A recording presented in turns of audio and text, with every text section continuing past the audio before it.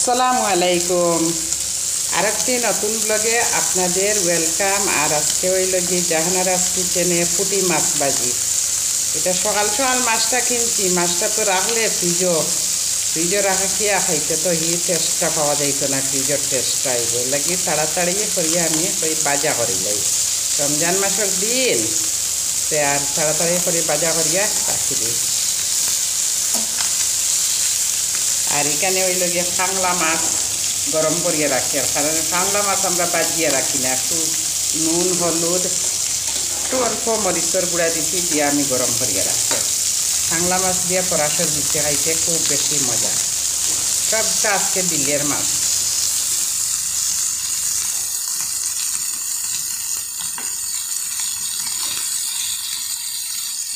আজকে মাছ দিয়ে কী রান্নি, আমার তো নাতি আর ছোট মেয়ে গেছেন গীতান মামার বাড়ি, কালকে গেছেন, আজকে অবশ্য আইবা। এলাকা আমরা দুইজন আসলাম কালকে ইফতারের লাগিয়া, আর আজকে তো 6-7 জন ইফতারের লাগিয়া।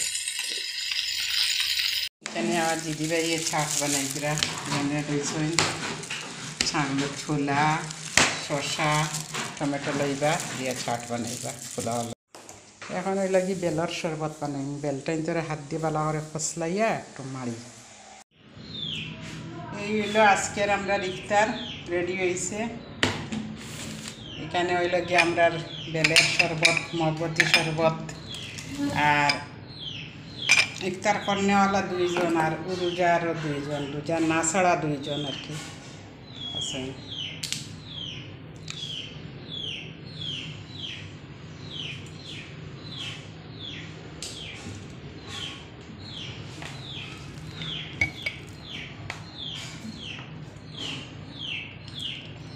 আপনারা যে যেখান থেকে একটা সব সুস্থ থাকেন, ভালো থাকেন। আসসালামু আলাইকুম।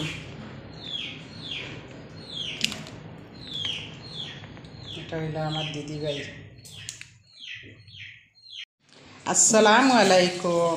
আজকে হইলে কি 14 নম্বর রোজা না সমা? আজকে 14 নম্বর রোজা নি?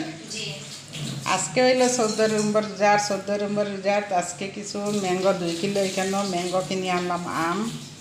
আম তো আমার সব থেকে প্রিয়, আর বেল আনলাম কিনিয়া। আমি একটু গেছিলাম বাজারে একটা কাজে, আর এই একটা আধার কার্ড সেন্টারও গেছিলাম, আর আওয়ার সময় এই পাকনা বেলটাই বেল যে দাম, একটা বেলের দাম এইটা বেলের দাম 30 টাকা, আর ওই ছোট্ট 2টা নিচে 30 টাকা। এই তো আমার তো রান্না বান্না হইব আজকে।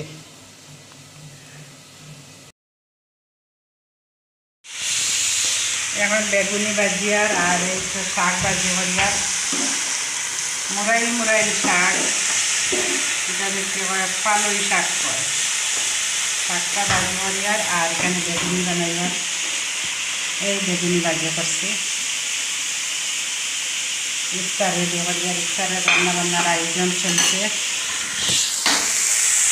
এখানে চানা গুনা করছি, এখানে মাছের একটা সবজি রান্না করছি, এখানে জাউ রান্না করছি, আর তো ফ্রুটস কাটাও। আজকে 14 নম্বর রোজার ইফতারি। আজকে ওই লগে যাও সানা বিরান, পালই শাক, বেগুনি, শরবত, বেলের শরবত।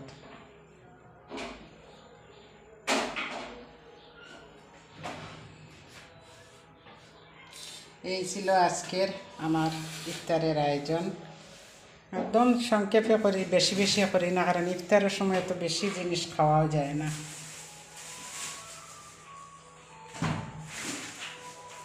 যে যেখানে তখন সুস্থ থাকেন, ভালো থাকেন। আসসালামু আলাইকুম।